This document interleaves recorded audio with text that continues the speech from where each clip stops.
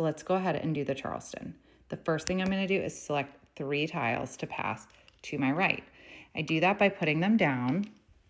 Ignore my messy Maj table. And I know that I'm going to the right, so I do this little arrow to the right. Okay, let's see what I get. Okay, so I got these 3 tiles, the 3 bam, the green dragon, and the 4 crack. Well, we're collecting even, so let's keep the 4 crack. And I rack the other 2 that I know I don't want over here in my junk pile. And now I'm gonna pass 3 tiles over. So I'm gonna go ahead and put those down, face down on the mat, and go like this. Time for them to, oh, that's not very neat. Time for them to go over. Okay, I got myself a north wind and then an 8 and a 6. Oh my goodness, that evens is really coming together. Okay, so let's rack these tiles.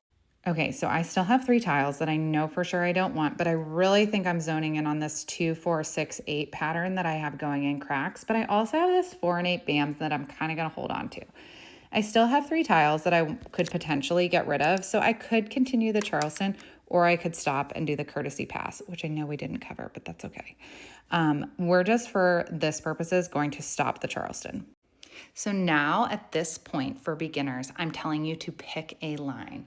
And when I look at the card, so remember, we tried to zone in. Were we going on evens, odds, 3, 6, 9, 1, 3, 5, 7, 9? And the first line in 2, 4, 6, 8 is 3 2s, 4 4s, 3 6s, and 4 8s, all in the same suit. It has an alternate plan in 2 suits where you could split it, but we have so many cracks and so many evens that that's what we're going to do. So let me show you what that looks like on my rack.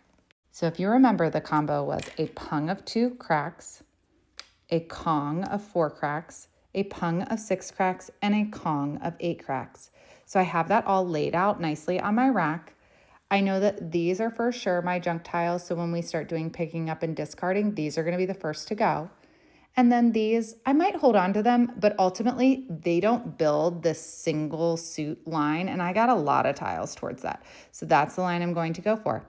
And over time, you build that line, and then you get to call Mahjong once you got all 14 of them. Mahjong is as much a listening game as it is a watching game. You listen for somebody to say the tile that they're discarding. So if you remember, I'm looking for all even cracks. So if somebody discards a 4 crack and they say 4 crack when they discard it, that's when I go pause, call. Once we have 14 tiles that match our winning hand, we call Mahjong and we've won. That's it. You've made it to the end of beginner Mahjong. You need to start playing. Let me know how I can help, and I will answer any questions in the comment, and stick around for more Mahjong magic.